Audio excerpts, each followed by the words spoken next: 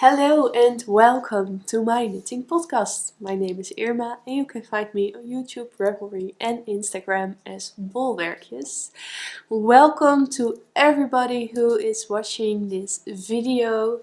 This is a podcast about knitting and other crafts that I sometimes do, like sewing or crochet or whatever yarny crafty thing I am into.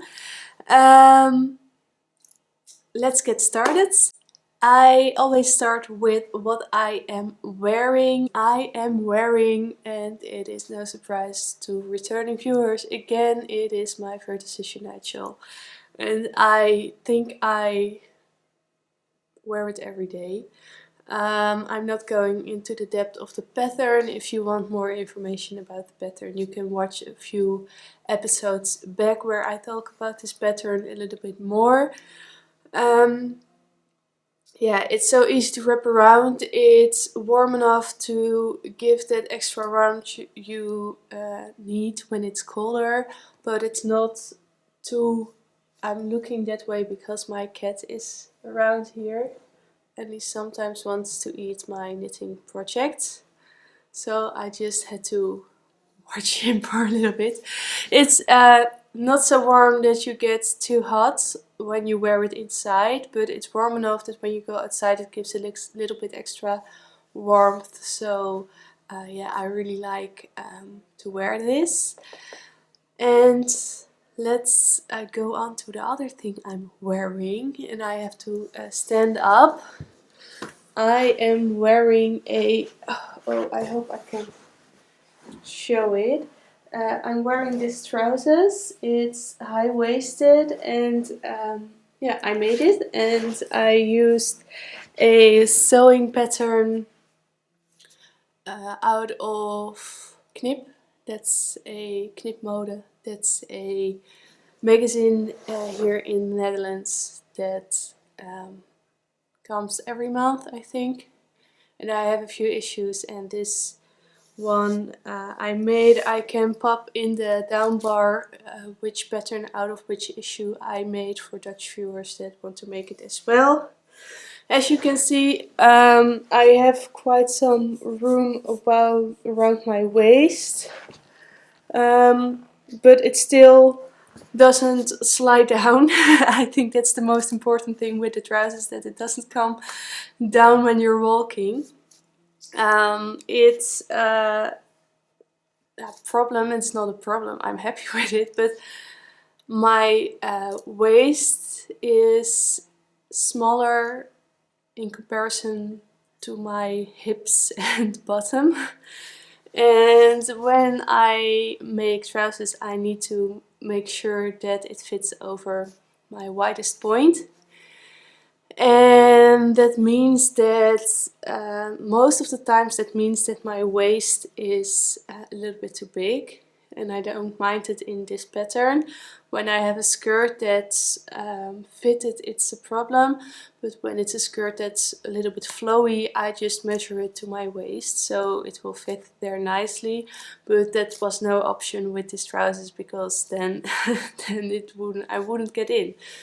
I know that it's possible to alter the pattern. That's why you want to make your own garments, is that you can alter it to your own measurements. But I have to say I'm not that experienced yet, and I'm happy that I can make things that I can wear and that I can choose my own fabrics, and I can choose the style I want without going through 10,000 stores to find it. So that's why I sometimes make my own clothes. But I really would love to learn how to alter patterns so that it will fit my waist at one point. But for now I'm really happy with how this turned out. And yeah, I think I wore it for most of the days the past weeks since I finished it. And I have to say I love wearing skirts and dresses because I think maybe because of the issue with my waist being smaller than my bottom part, because with a skirt or a dress you can cover it and it will always fit, and I really hate going shopping for trousers, especially jeans. I hate wearing them most of the times because they don't fit me properly, and I had one jeans in my closet which I ripped last week by pulling it up on the loops for your belt. I pull it up because otherwise it will slide down. And I can make it, and I will make it, but I'm very happy with these trousers. I feel comfortable in them, and I think that's the most important part in when you're wearing clothes, that you feel comfortable. And that's that long story about one black trousers, but yeah, I just wanted to share. So let's go on to where this podcast is really about, and that is the knitting. And I have, let me count, and then hoping I didn't forget something, because that happens a lot of times that I forget something. But let me count. I have 1, 2, 3, 4.5 finished objects. So that's quite good. And shall we start with the biggest thing? Let me grab it. And I think some of you can guess what it is, and I won't be able to show it in its complete glory. Maybe I will go out and take a picture so I can put it in here, but it is my Calla shawl, and it is huge. Like, this is the corner, and it goes all the way up to the center and then all the way over to the other side. It's huge, and I'm very happy with the results. It's a pattern by Natasja Hornby. It's called Calla. It's featured in Laine issue 7. And yeah, I think I started this project in April. And I just finished it now, and I had to buy 2 skeins extra to finish it. Not because the pattern is wrong, because I used a heavier weight yarn and did not do the calculations right for how much I would need, because I used thicker yarn. I also used a bigger needle size because I still wanted the fabric to be flowy. So yeah, I ended up using a lot of skeins, but yeah, I'm really happy with it. I will put the details in my Ravelry account. I hope to do that today. If I don't, please send me a message if you need the information. I will share it with you, and I will put it on Ravelry, but it can be that I forget things. So please help me remember if you want the information. There are like cable lace bits that make these Calla shapes, those flower shapes, and I'm really happy with it. I blocked it, and the most important part why I blocked it is because of the picot edge. When I was knitting the picot edge, I was kind of not scared, but like, ooh, what's going to happen, because it was curling, and that wasn't how the pattern should be. But I kept on knitting, and then I stretched it out, blocked it, and then I saw like, oh yeah, it's definitely fine how this edge is looking. It's just because of the cables in the pattern that it tightens your fabric a bit, and the border has a lot of those cables, so yeah, it was really clinching in, and then you add a picot edge, which yeah, it was completely logical that it was curling on itself, but also completely logical that it blocked out very nice. I thought it before, but I was thinking about blocking it upside down, because then the 3D effect you had after knitting in the flowers would be a little bit more visible after blocking, but I chose not to do that. And the most important part why I didn't want to do it is that when I block something, I am really specific in how I want to do that, and I don't just stretch it, but I make sure that the spine of the shawl is straight and that everything is straight, and then I block it. And of course there will be movement with the fabric after you take it off the blocking mats again, but that's how I like to do it, to make clean, sharp edges. And I was unsure if I could do this on the back side, because it's a little bit more difficult to see the flowers on the back side. So I chose to just do it the right side up. That flattens out the flowers a bit, but I really do like the effect and how it's looking. So it's really nice, and I didn't have to block it like really a lot. So yeah, it's really nice. And what also helps, really strange, but I steam block, so I use my steaming iron to block my project. Mostly because I am lazy and I don't want to wait until it dries, and when you steam block it dries quite soon. I did spray this this project a little bit with a water spray thing, so it was a little bit more damp before I steamed it, but I really like to steam block my project.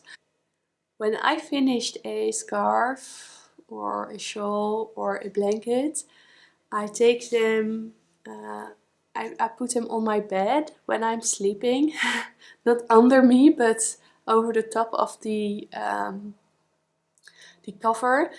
And because I'm easily cold when I'm lying in bed, so at first it was just a thing I did to get warm.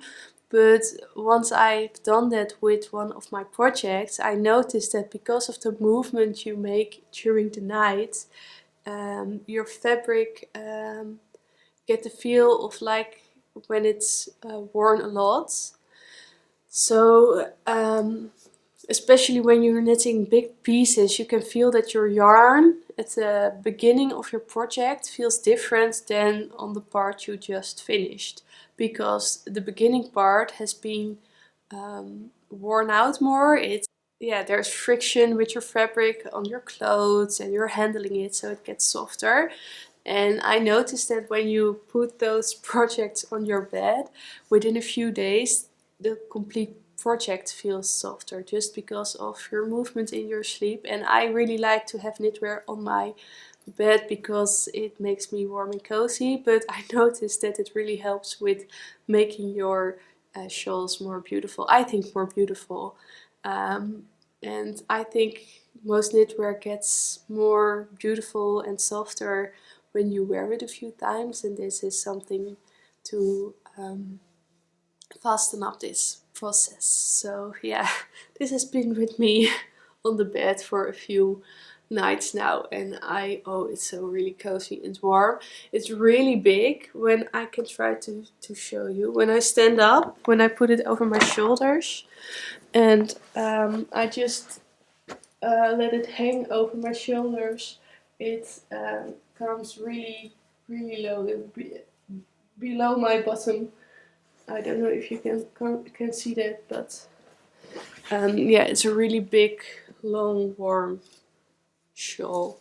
And when I'm wearing it outside, I prefer to put the point up front because it makes it sit better and not fall off, because I have 2 kids and you don't want to be doing that all the time.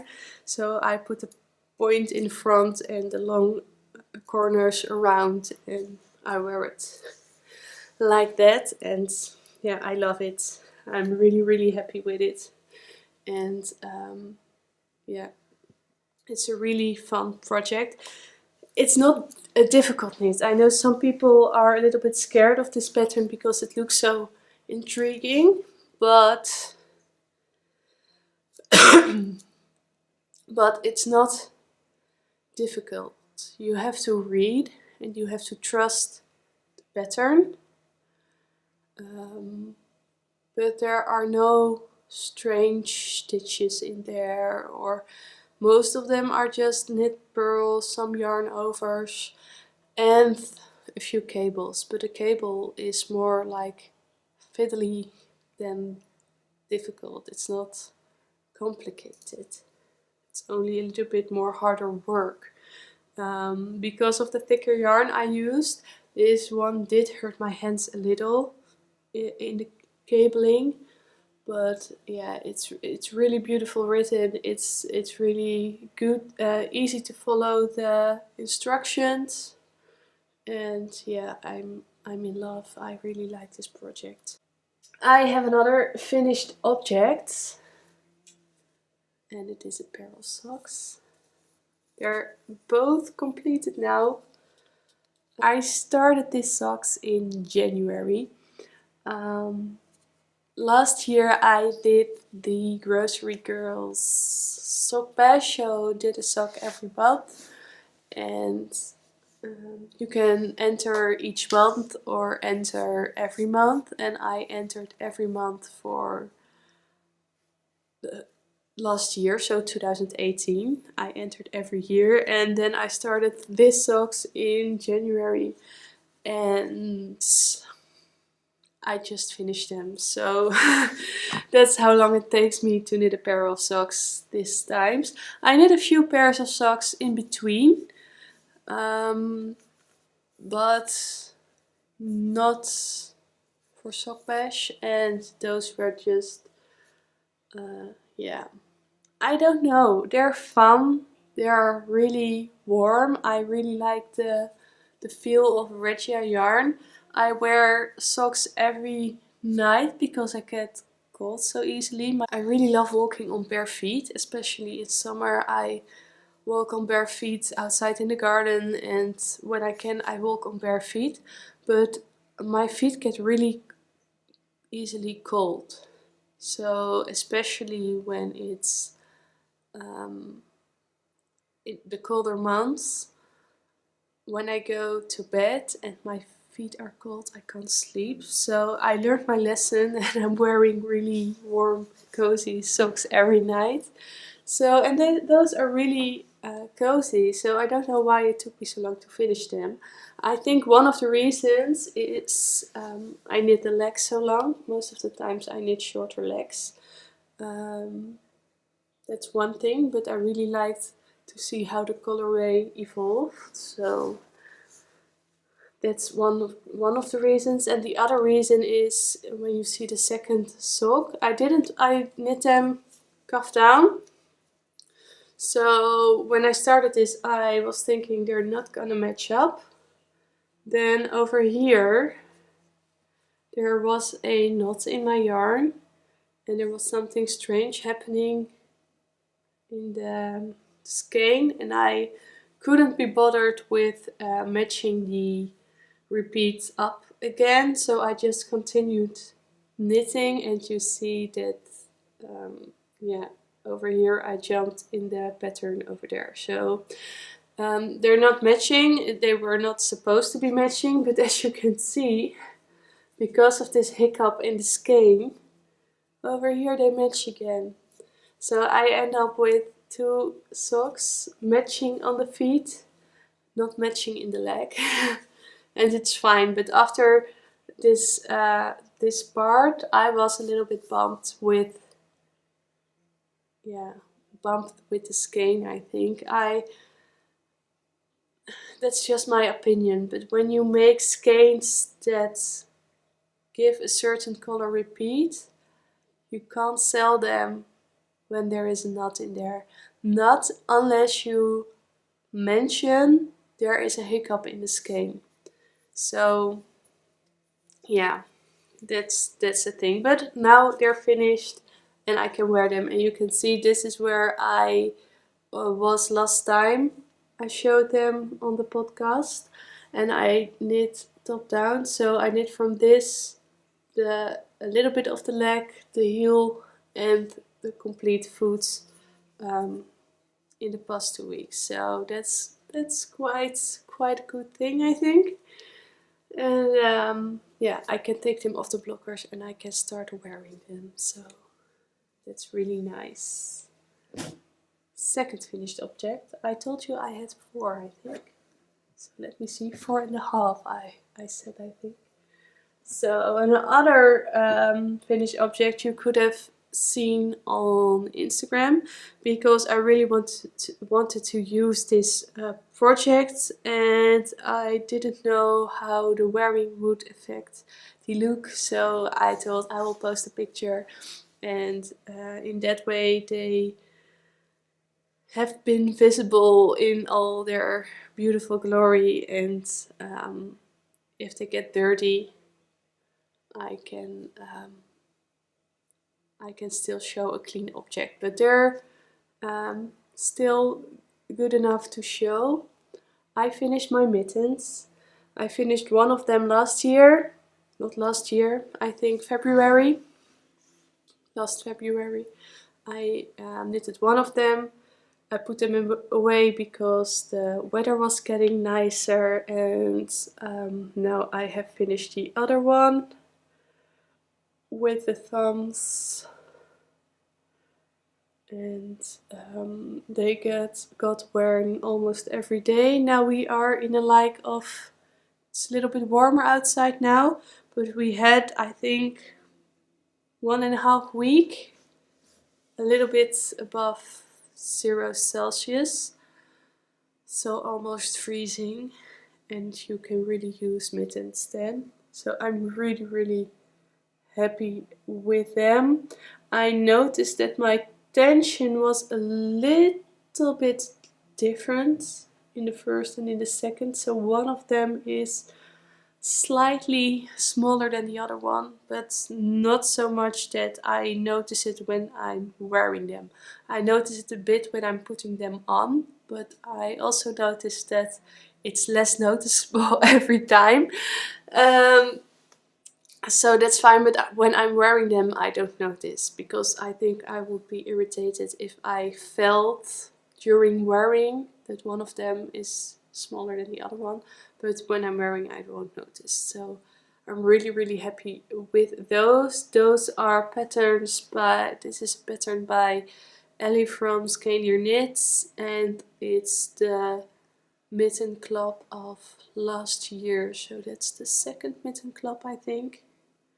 And I really enjoyed knitting them, so that's really nice. And my husband wants a pair, and those are knit out of fingering weights Pinel PT2, I think. And I do have the same base in light grey and dark grey. So no, it's not the same base. I have Navia Duo in a light grey and a dark grey. That's almost the same thickness of the yarn.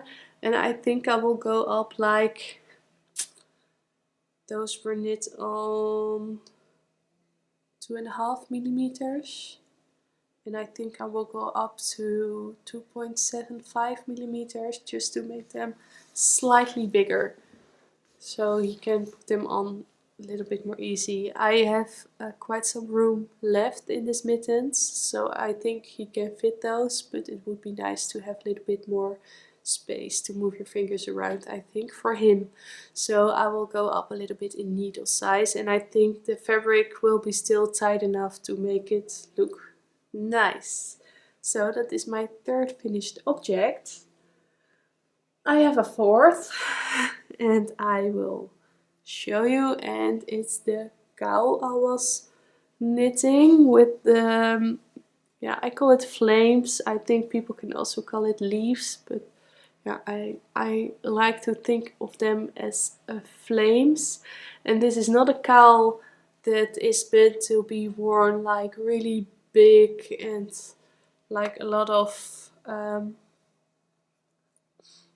fabric around, like a stylish thing. I really wanted to make this one to make my neck covered when I'm wearing a coat that I want to close up until the very edge. And when I'm wearing this one, I have to leave my coat open for a bit because otherwise it won't fit in. And sometimes you just want to close your coat all the way, and I sometimes do wrap my shawl around my coat after I closed it up, but then the wind can still go like inside, and I want something to cover up my neck when I'm doing that, so I can put it on for you so you can see how it fits. It's just improvised by me, or designed by me, if you want to call it like that. I'm trying to write up the pattern for it. I haven't blocked it because I just wanted to use it, but you can see if you stretch it out and block it a bit, you can see the pattern a lot better. Also, this is hand dyed fiber and then spun by me, and it's always harder to see patterns in a hand spun yarn unless the hand spun is so extremely consistent. Then there is no problem, but this is not a really consistent yarn, so it's a little bit harder to see the pattern. But I really like the effect, and I can put it on. Really bad for my hair, but that's fine.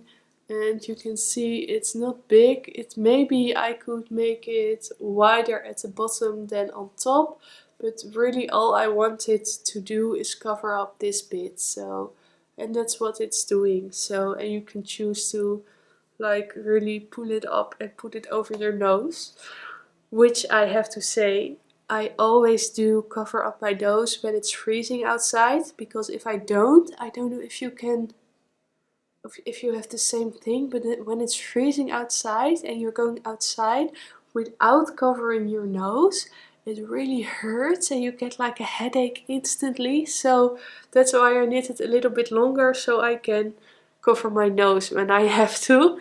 And then it's just the perfect length. And when you don't need it, you can just pull it down and wear it like that. And I'm really happy I made this item. And as I said, I'm trying to write up the pattern. Writing down a lace pattern can be a little bit, it's not, I don't think it's difficult, but it's hard to know if it's still understandable when you do it in a chart. When you're writing just like row 1, row 2 and explain the stitches you're doing, it's fine. But when you want to make a chart, it can be a challenge, because not every row has the same amount of stitches, so you have to put in spaces without stitches. And I'm quite far along, but I still have to make it pretty. I think that's the most difficult bit, to make a lace chart pretty. And yeah, I'm really happy with it. So that's finished object 4, and I have another finished object which is going, it's not completely finished. It's crochet, and all the crochet is done, but it has to be assembled. And I will do that this afternoon. It's going to be a present, but I think the video will be uploaded after I gave it away. So that's nice. And let me show. Ooh, it really looks fluffy. It's supposed to be like a rose, and as you can see, this is not attached yet. This is fine, but this still has to be attached. But it's like a rose, and it is crocheted out of Rico bubble, I think they call it, and you can make like sponges with them. And yeah, so I'm making a sponge for someone, and just in case I did not yet give it away, I'm not going to say for whom, but yeah, so this will be attached as well. And then you have like a really big rose, and you can hold it and use it to wash yourself, so it's really nice. I didn't have enough of the pink left to sew it together, so I came this far and I still have to sew on this. So I think I will just use a pink sewing thread, I think, because I don't want it to be too visible at the back. So I think I will take a really thin sewing thread in pink, and I think it won't be visible that there is a mistake over there. And yeah, that's it. And there is like a I don't know, maybe I will take it off, but there's like a loop over here, so you can hang it or you can use it to hold it a little bit more easier, but maybe I will sew that away as well. I'm not sure yet, but I'm really happy with the effect, and I'm also happy that I found a use for this yarn, because it was lying in my stash doing nothing. And that's always a shame, yarn that's doing nothing. Except when it's a skein, it's really pretty and you really want to look at it. But this is not a skein that is laying around like, oh, you really have to watch this. So it was a shame, it was doing nothing. And when it's doing nothing, you better use it. So, and I have a few colors left. Not a lot of every color, but I think I have 2 colors left. And maybe I can make somebody else one as well, because I think it will be quite useful. So that's my and a half project. So those were 4.5 finished objects. So that's really nice. Let's continue to works in progress. We're still not done yet. I feel like, can I see how long I have been recording? Oh, I don't think it's visible on my screen, but it feels like a really long time, and I still haven't showed you my whips. So let's continue. Let me see, I don't know if I have them over here. I think I have to stand up to grab my whips. I continued knitting on the sweater or jumper for my husband,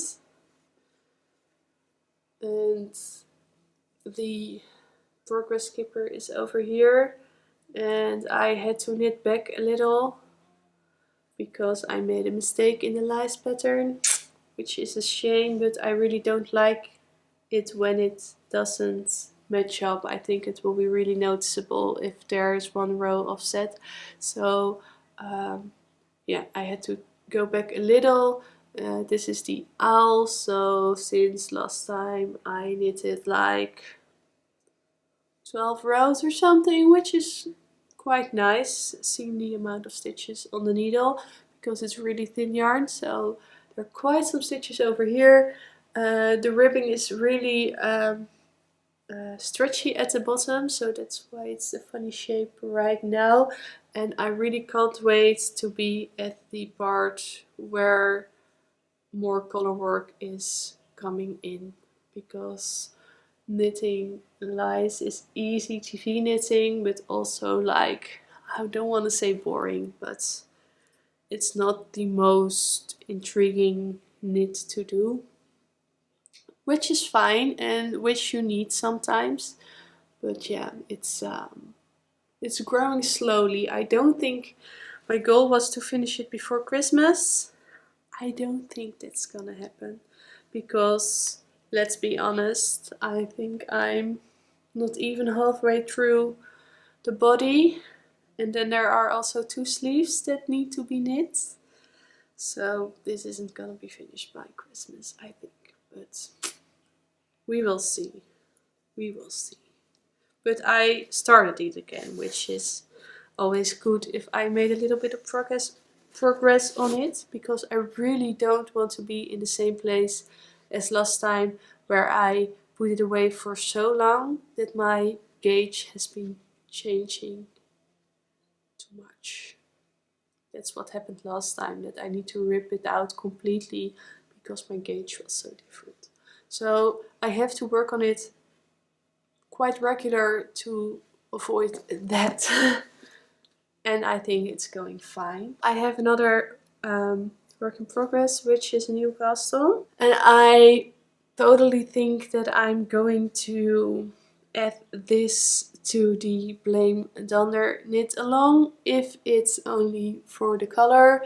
Everybody who follows Caroline on the Vicariously Knitting podcast will know it's not really visible on camera, and it was really hard to photograph it for Instagram as well, because this is a rose gold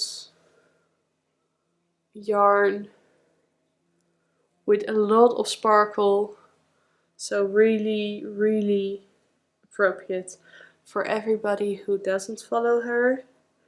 She has a thing for gold, and in her eyes gold means all the yellow brownish orangey tones that you don't want to call brown or don't want to call yellow, you call it gold, because that's just the way.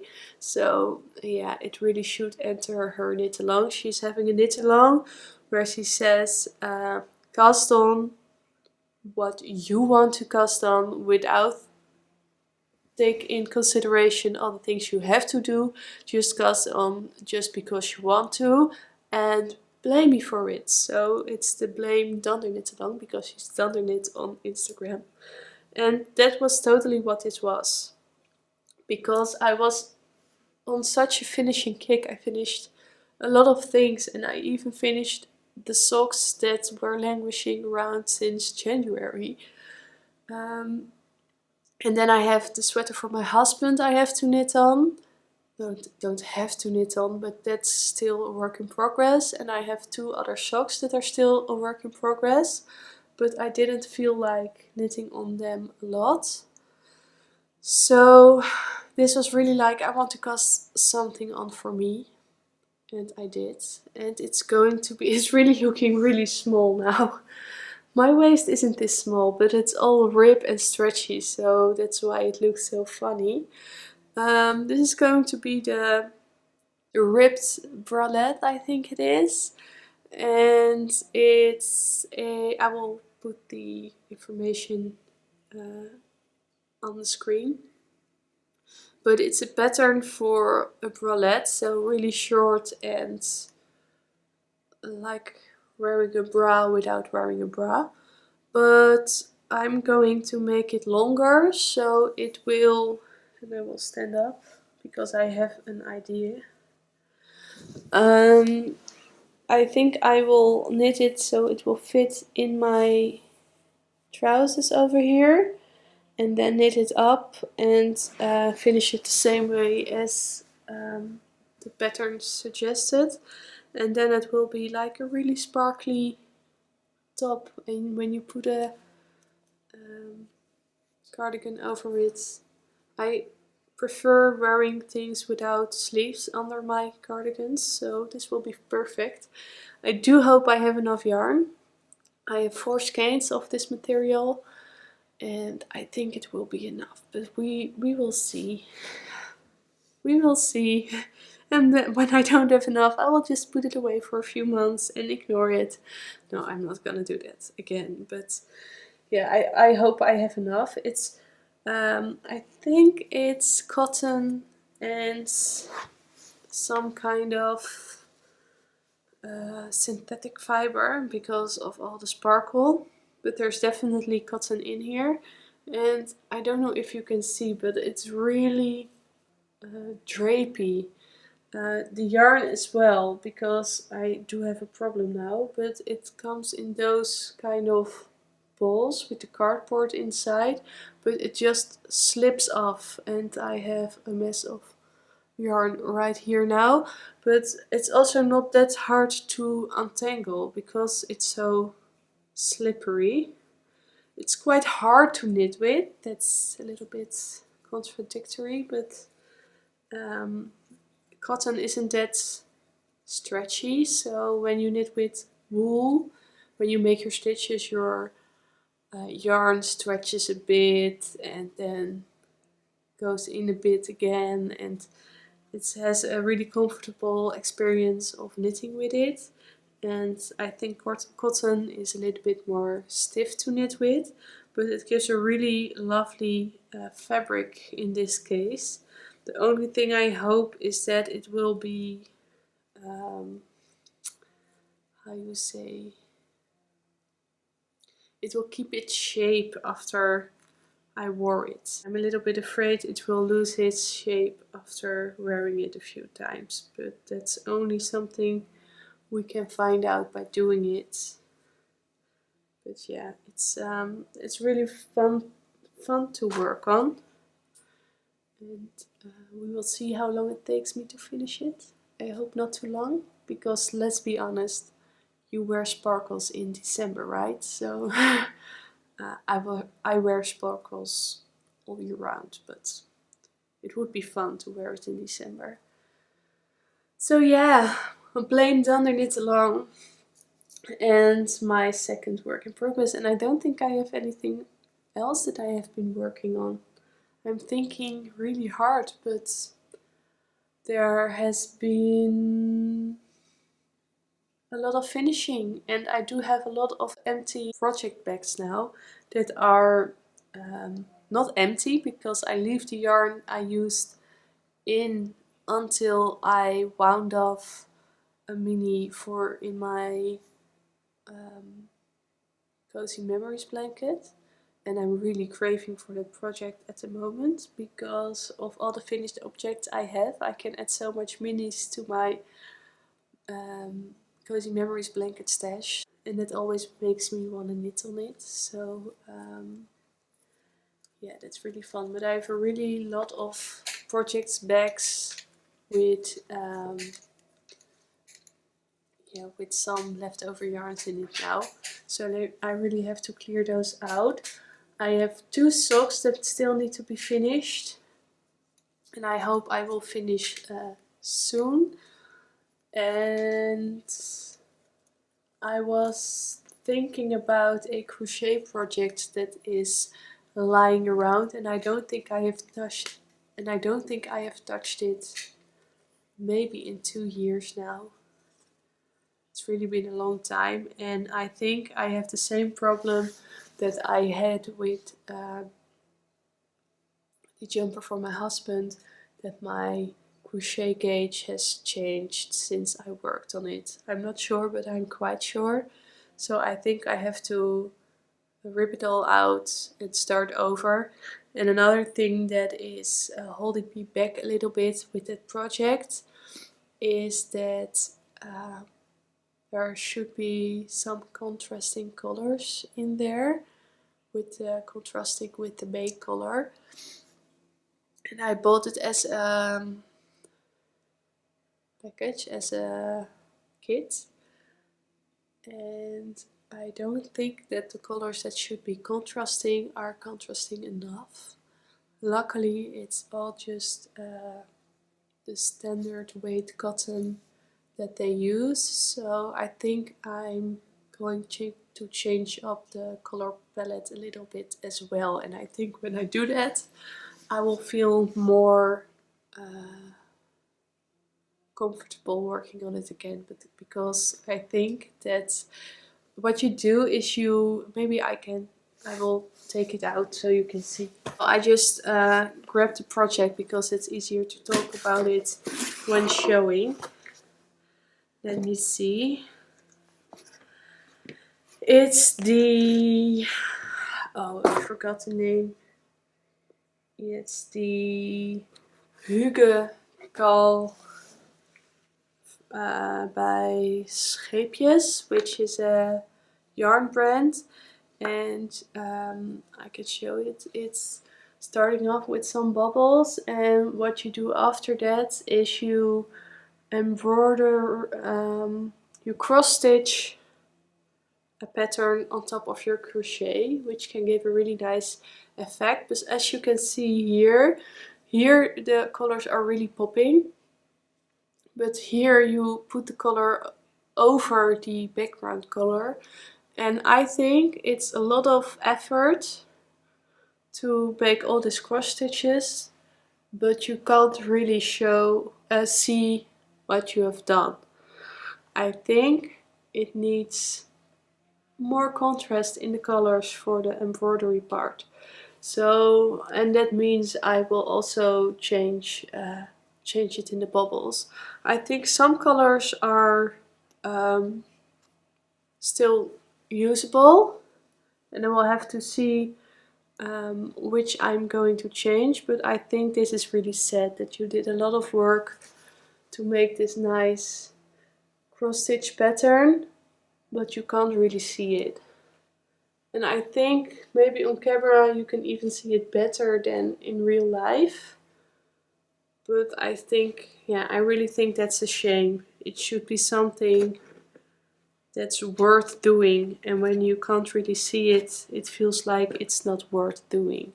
So I think that's why it's languishing. It's going to be a small like scarf, but quite long, and I think it will be a perfect piece to lay on the couch that you can drape around when you're feeling a little bit cold. So that's one thing. And another thing, and that's more my problem than the pattern's problem, but because it's crochet, you embroider on top. I don't know, but there are less stitches here than here. Like, it feels like I have 4 stitches over here left and 3 stitches over here left, but it has to do with turning your work, and I counted a lot of times and I think it's just the way it's gonna be. But maybe I'm going to change that as well. Over here you don't have the problem. Like, it's the same over here as it is over there. But it's really it's annoying me. And I don't know why. Yeah, I do know why. Because I can be quite a perfectionist sometimes. But yeah, so I have to figure out how I'm going to deal with that as well.